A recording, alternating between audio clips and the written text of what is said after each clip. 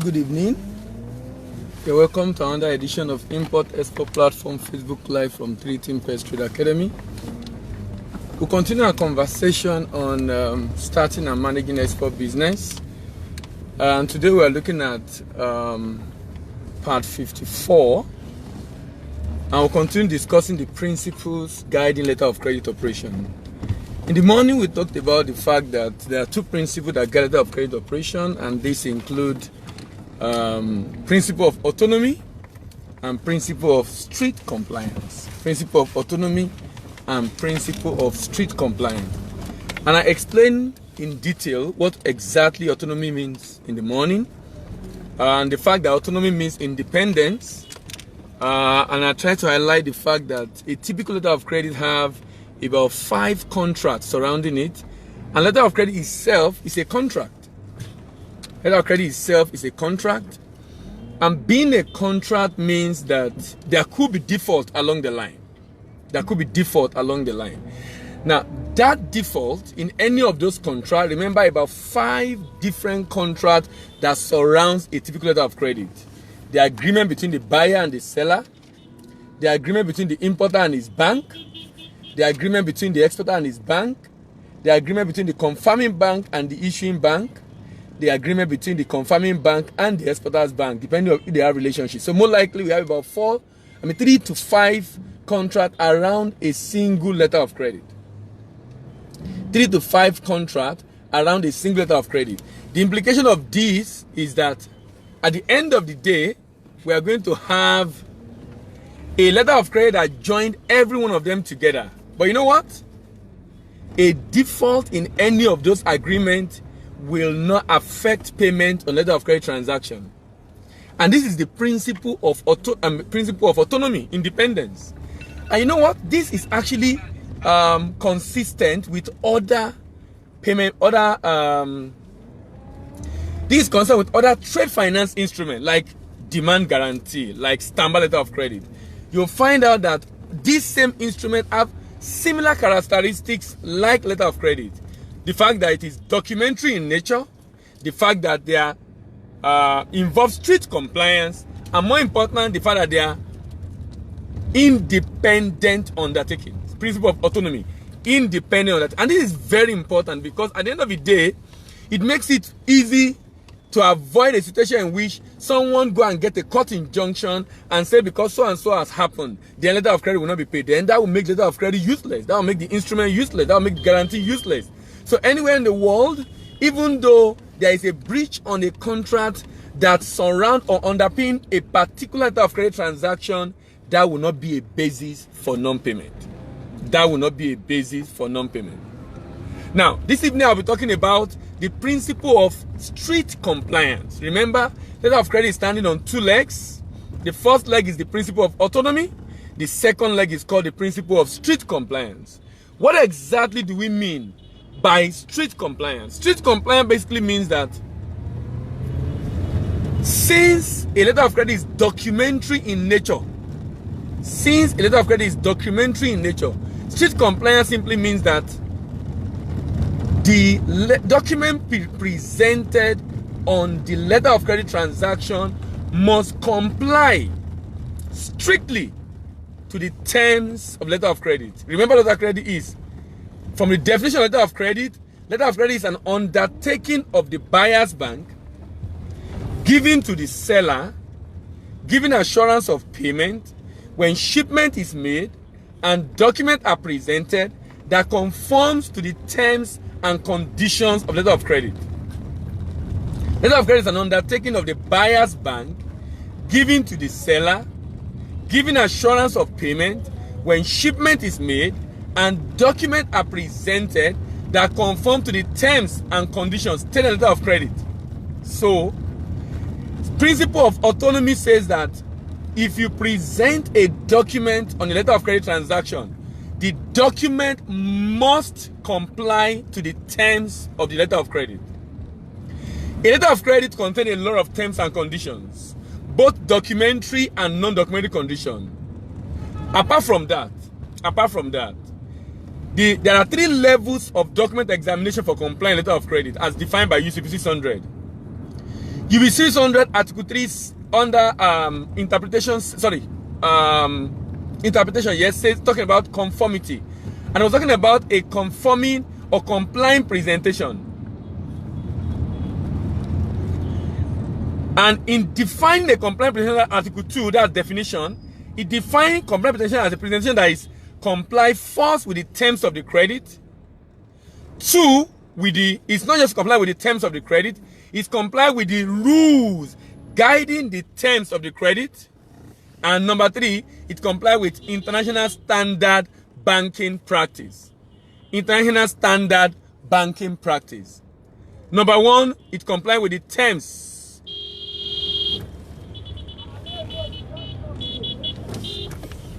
Number one, it comply with the terms. Number two, it complies with the rule. Number three, it comply with international standard banking practice. International standard banking practice. Now, the terms of the LC is stated in the LC. If you have seen the letter of credit before, it's called MT700 in Swift message, and it contains some terms. For example, a letter of credit will define, day before yesterday we discussed about dates, important dates in letter of credit. And if you remember during that conversation, I talked about the fact that a letter of credit have what is called latest date of shipment and latest date of presentation. Latest date of shipment and latest date of presentation. So, if a letter of credit says you must ship the goods by June 30, and you ship July 1, a day after, that singular error, that singular mistake, that's minor in quotes, can be a reason for non-payment. Can be a reason for non-payment. Now, that's basically saying that strict adherence to the terms and conditions of letter of credit become extremely important. You know why? Do you know that in a typical letter of credit transaction, the buyer might be paying before he sees the goods? That means the buyer practically relies solely on the terms. The buyer practically relies solely on the terms stated in the letter of credit to be able to pay. That means that if he pays and then he receives goods that are non-compliant, that becomes a challenge. So the buyer will rely on a bank to examine documents on his behalf, knowing fully well that this is a documentary credit. If documents are compliant, most likely goods will be compliant. But you know what I discovered? This strict compliance to documents and the independent undertaking principle of letter of credit has become a foundation on which a lot of trade fraud are based. Meaning, if bank is only going to rely on document, and if document is compliant, payment will be made. Meaning, the guy can ship rubbish, present a right document or right documents, and eventually he will be paid. Why? It is documentary credit. He has complied with the terms and conditions. And you cannot say, oh, the good is defective at the port, so because of that you will not pay. It's supposed to be strictly based on document. The bank is to examine on the basis of document, determine on the basis of document alone. If documents are compliant, he's going to pay. Remember, 3 levels of examination. The first level is letter of credit terms. The letter of credit says all the shipping document must contain the letter of credit number. All the shipping document must contain the letter of credit number. You know what? You must adhere to that. If that's what letter of credit says, you must adhere to that. If it says all the shipping document must comply with the contain letter of credit number, then you must ensure that it complies with the letter of credit number. I mean, must contain letter of credit number. And the reason is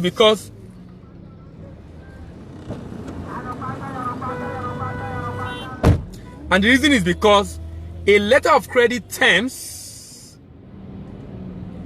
is the sole basis for payment. A letter of credit terms is the sole basis for payment. Now, a letter of credit terms is the sole basis for payment. A letter of credit says letter of credit number must be stated on all documents. If you do not state it on the document, as minor as that might be, maybe you have 5 documents to present: the transport document, bill of lading, the invoice, the parking list, the bill of lading, the insurance, and then there is LC document on bill of lading, LC document on invoice, LC document on parking list, LC document on inspection report, but no LC document on insurance alone. That could form the basis for non-payment. That could make the bank to reject the document, and the bank will say the document is non-compliant. In a letter of credit transaction, a document is either compliant or discrepant. In a letter of credit transaction, the shipping document is either compliant or discrepant. Compliant in the sense that it complies, number 1, with the terms of the letter of credit. It complies, number 2, with UCB 600. That's the rule, guide letter of credit. And it complies, number 3, with international standard banking practice. International standard banking practice. If it's supposed to comply with this term and it's not comply with these terms, what do you expect? The document will be rejected. But what's painful about this is that some of the reasons why the broker will reject it will be so minor. But as long as it's a term on letter of credit, it will be adhered to. However, as an importer, when you are choosing the terms you are putting on letter of credit, you must also ensure that every terms is documentary in nature. Every terms you are stating on letter of credit every term is documentary in nature. What exactly does this mean? That means every term you put on letter of credit must have a document backing it. It must have a document backing it. What exactly does this mean? If I say, for example, all goods must be shipped in cartons, that is the term on letter of credit. All goods must be shipped in cartons. You know what? If I do not state in that letter of credit the document that will make everybody to know that indeed the goods were shipped in carton, that condition is a waste of time. It is called non-documentary condition. And because it's non-documentary condition, it will be disregarded. Nobody will consider it. Why? How will the bank who is examining document in an office know that indeed when this shipment was made, it was made in cartons? The only way a bank will know is if there is a document you have stated. For example, you say a packing list issued by the beneficiary stating that goods were shipped in carton. A packing list issued by the beneficiary stating that goods were shipped in cartons. If you do not state such terms on the letter of credit and you just stated it that goods must be shipped in carton, that terms will be disregarded. That term will be disregarded. And the bank that disregarded it will be justified. And the bank that disregarded it will be justified. Justified in the sense that you have not done what you're supposed to do in terms of how a bank is supposed to know that term. And this is very important. It's very important because as little as that could be, you are shipping, right? As an importer. And you're shipping, you're saying, look, I want to ensure that the goods being shipped is of good quality. Very okay. So your objective is that any document you are asking for that should be stated on the any terms you are stating on the letter of credit, you have an objective. The objective is to be able to fulfill a condition. And that condition is a condition that will make you be comfortable, happy, and satisfied with the shipment that was made. However, you have put a condition that is non-documentary. You have put a condition that is non-documentary. Strict compliance principle in letter of credit is strict compliance to documentary conditions. Strict compliance to documentary condition. Remember, if there is a condition you want the bank to comply with in examination of document, you must ensure that condition is documentary in nature. Now. If you are going to state any document for the bank to examine, I mentioned this in the morning, I'll repeat it again. If you are going to state any document for the bank to examine, always remember that UCP 600 recognize only 3 documents. UCP 600 is Uniform Custom Practice. That is the rule that guides letter of credit operation. That rule recognizes only 3 documents. These documents include transport document. These documents include commercial invoice. These documents include insurance certificate. Transport document, the rule recognizes the fact that it has to be issued by a carrier, the shipping line or airline. Commercial invoice, the rule recognizes the fact that it must be issued by the beneficiary, the exporter. And the insurance certificate, the rule recognizes that it has to be issued by the insurance company or their agent or their proxies.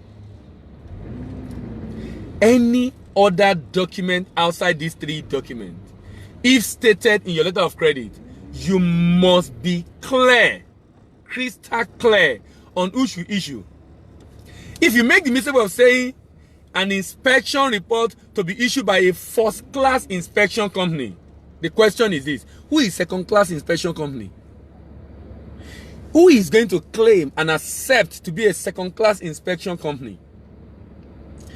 If you have not stated who should issue it, you have just given an opportunity for the beneficiary to issue that document. So that means you might want a sensitive document to be issued by a reputable inspection agent, but the exporter will issue that document and the bank will pay. Why?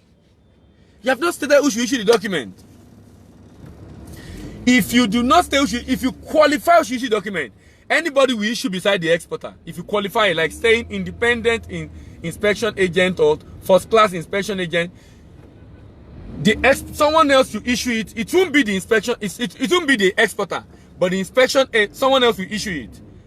But it won't be the inspection agent you are expecting, because you never mention any inspection agent. I'm basically saying that if you want a condition to be fulfilled, please be very clear what condition you want to be satisfied, the document to be issued to satisfy that condition, who should issue that document, and what the document should be telling us. What information should be made available, what information should be provided, what information should be made available by the document.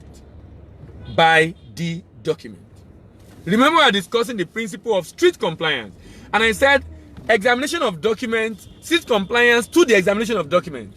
And I said the UCP stated 3 levels of examination. All I've been talking about has only been the first level, and the first level is letter of credit terms and conditions. The second level now. Second level is the Uniform Custom Practice, UCP 600. Uniform Custom Practice, UCP 600. Uniform Custom Practice, UCP 600. Uniform Custom Practice, UCP 600. Uniform Custom Practice is the rule guiding letter of credit in the world. Uniform Custom Practice is the rule guiding letter of credit in the world. That rule is issued by the ICC, National Chamber of Commerce. Currently, we have the edition that came out 2007 and it's called UCP 600. The rule says any document examination under letter of credit must be subject to, first, the letter of credit terms, second, the Uniform Custom Practice, then third, another document, International Standard Banking Practice, ISBP 745. UCP 600, ISBP 745. UCP 600, ISBP 745. Let's look at the UCP 600. There are terms that, when you are issuing a letter of credit, there are situations that will arise in the course of that transaction that you never envisage. Now, because you did not envisage it, what that means is that there will not be any provision in the letter of credit. Because you did not envisage that terms and condition, there will not be any provision in letter of credit. For example, force majeure. Force majeure is a legal term that means circumstances beyond human control. Act of God. like earthquake, flood, civil commotion, insurrection, war, terrorism. Now, these are acts of God by definition, and they call, in legal term, it's called force majeure. What exactly does this term mean? This term basically means that if a document is due for submission to the bank and I've shipped, and I'm supposed to deliver the bank, and this is for you as an exporter, by the way, it's for you as an exporter, and I'm supposed to deliver this document to the bank for payment. Remember, a letter of credit have what is called latest date of presentation. Latest date of presentation. Latest date of presentation. Presentation has to do with delivery of document to the bank after shipment. Typically, this is 21 calendar days. Typically, this is 21 calendar days. Latest date of presentation. So, if I am expected to present this document within 21 days, and for one reason or the other, there was a force majeure, and I am unable to present it, not because I was not going to go there, but because there was a force majeure situation. Let me give a good example of force majeure situation that happened sometimes ago. Sometimes ago, this happened in Europe. There was a volcanic eruption in northern part of Europe. Volcanic eruption. And it caused what is called ash cloud. If you fly frequently, you understand that if the atmosphere is not clear, a plane cannot fly because it won't see the way in the air to fly. So many flights were cancelled. Many flights were cancelled, such that documents that were supposed to be presented could not be sent out. Why? There was ash cloud. More like, call it earthquake, an act of God. A circumstances beyond human control. There was an ash cloud. And you know what happened because of the ash cloud? The ash cloud led to the fact that, to the situation where most documents could not be presented. Most documents could not be presented. That's a typical example of force majeure. But you know what? A lot of letter of credit do not envisage force majeure situation. So when I'm drafting my letter of credit, when I'm filling my form and giving the bank, I won't say anything about force majeure. That, okay, in the event of force majeure, this is what you should do. I won't say that. So if a bank finds itself in that situation, so like a good example in Nigeria, sometimes ago, that was 2012, there was Occupy Nigeria. Occupy Nigeria happened, the whole country was shut down for a whole week. There was civil unrest. The country was shut down for a whole week because of the civil unrest. Now, banks could not be open to perform their regular operation and transaction. So you know what happened? The banks received documents that arrive in Nigeria as at maybe Monday, because the event started on Monday and it went through to Friday. So the whole country was shut down for 5 working days.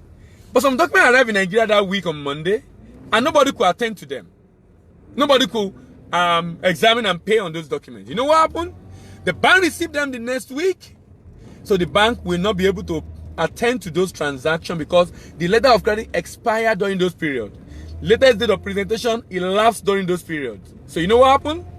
Banks have to move away from the examination of documents based on LC terms.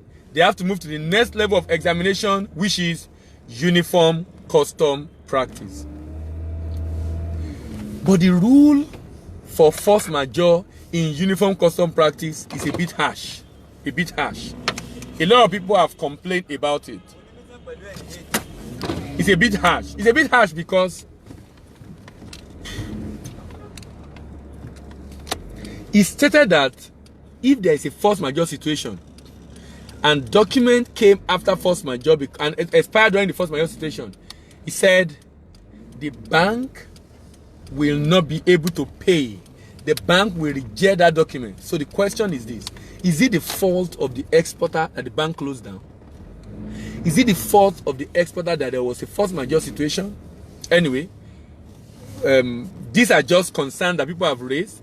which is why many people are debating that in the next revision of the rule, that rule must be scrapped. That provision of Article 36 of UCP must be scrapped. It must be either amended, it can't be scrapped, it has to be amended. Because there is a new provision in URDG that actually gave a more lenient way to handle that kind of situation. But where I'm going is this. In this situation now, there is no provision on what we have to do. No provision of what we have to do. So you know what happened? You know what happened? The bank will reject the document. The customer will not be able to get paid unless he's able to arrange with the buyer and they find a way to amend the letter of credit and extend it. That customer will not be paid because the document came in after and expired during an event of force majeure, which was never the fault of the customer. Which was never the fault of the customer. What am I saying in essence? But the fact that the bank is going to judge this case based on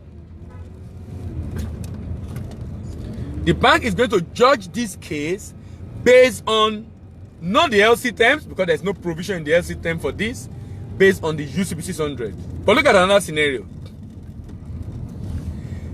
Imagine a situation in which, I've spoken about different types of letter of credit, and you know that one of the types of letter of credit is a letter of credit that is tenured, which can be available by acceptance or deferred payment undertaking. If you don't know about letter of credit, just check the previous edition from part 47, 48 to where we are now. I'm sure you'll be able to find answer to what I'm just explaining, just in case you do not understand. Now, if an LC, a letter of credit is available by acceptance. Acceptance means that a bank will accept a bill of exchange, also called draft, giving an assurance that it will pay in future. Because it's a tenured LC, payment is due sometimes in future, not immediately like in sight LC. Because payment is due in future. You know what happened? A draft is presented, but the bank could not pay because the bank cannot find on that draft the maturity of the draft. Please note, a draft is a negotiable instrument, tradable. If a bank accepts my draft, a commitment to pay, he will pay me. The bank's supposed to pay me in future, but the draft did not state on it when the payment will be made. That is a discrepancy. But you won't find that discrepancy in UCP. You won't find it on the LC term. You will find it in a document called International Standard Banking Practice. International Standard Banking Practice. International Standard Banking Practice. You know what has happened now? You know what has happened? Whenever I find an issue that could not be resolved with the UCP, with LC terms, an issue that I can't take a decision on based on UCP, I will go on to take a decision on it based on International Standard Banking Practice. Are you asking in your mind, what if International Standard Banking Practice cannot resolve it? Revert to your local law. Revert to your local law to take a decision on that letter of credit. Revert to your local law to take a decision on that letter of credit. So basically, on the principle of strict compliance, we are compliance first with the LC terms, number 2 with UCP, and number 3 with ISBP. I'll be rounding off now. Remember this import-export platform, Facebook Live from 3 Pest Trade Academy.